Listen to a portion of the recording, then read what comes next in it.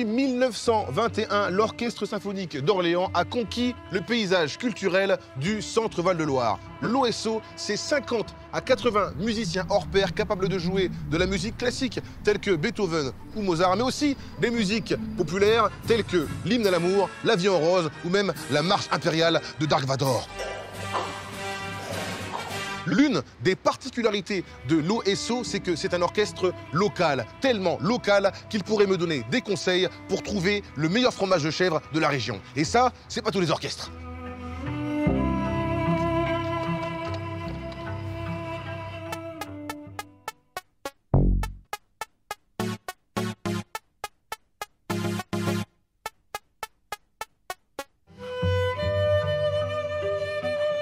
Benoît. Bonjour Camille. Benoît, tu me fais visiter un peu les lieux, on fait le tour? Avec plaisir, allons-y. L'OSO, c'est quoi l'OSO selon Benoît? C'est une belle alchimie de musiciens du territoire. 95% des musiciens sont orléanais. Ils ont même appris la musique ici à Orléans. Parle-moi un petit peu de ce lieu. Et on est au Théâtre d'Orléans, qui rassemble 4 structures résidentes, la Scène nationale d'Orléans, le Cadeau, le Centre dramatique national d'Orléans et le Centre chorégraphique national d'Orléans. Et donc nous, on vient 5 fois dans l'année se produire ici. On a parlé des musiciens, je peux en voir? La scène est là, mais le côté obscur, c'est là-bas. Ah, direction le côté obscur. Ça fait plaisir d'arriver dessus. Iska Benzakoun, qui est notre violoncelle solo, et David Arnois, qui est notre corps solo.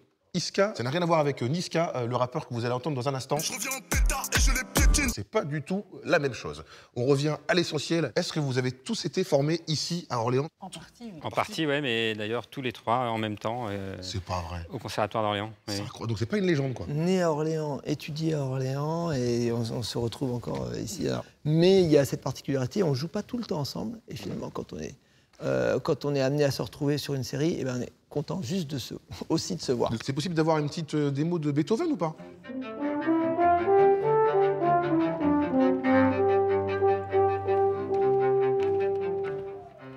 Vous faites aussi des musiques populaires. On a fait du Charlie Chaplin il n'y a pas si longtemps que ça. On fera des musiques de films, John Williams, Ennio Morricone, Michel Legrand bientôt là dans la saison. Booba, NTM, Section d'Assaut. Pourquoi pas? Il y a un projet comme ça d'écriture électro-symphonique. Ah bah voilà. Toujours en avance sur leur temps. Puis on peut aussi aller sur des chansons, de la chanson française.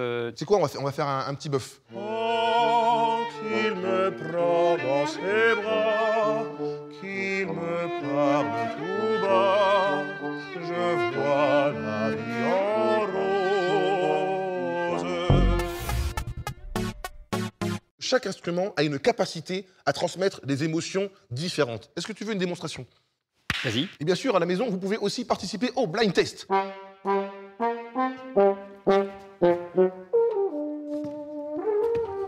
Mission impossible.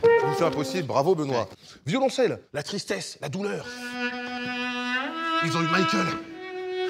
Michael. Nico, tu chiales, tu vois bien. C'est tout. Iska, t'es trop forte, on a trop d'émotions dans tout ça. Bon, je vous laisse bosser. Avant de partir d'ailleurs, parce que comme vous connaissez la région par cœur tous, où est-ce que je peux trouver un très bon fromage de chèvre? Va au Hall-Châtelet, tu seras très bien servi. Ouais, ils ont toutes les réponses, c'est extraordinaire. Hein. Pardon. En fait, je préférais sortir sur Dark Vador. Oh.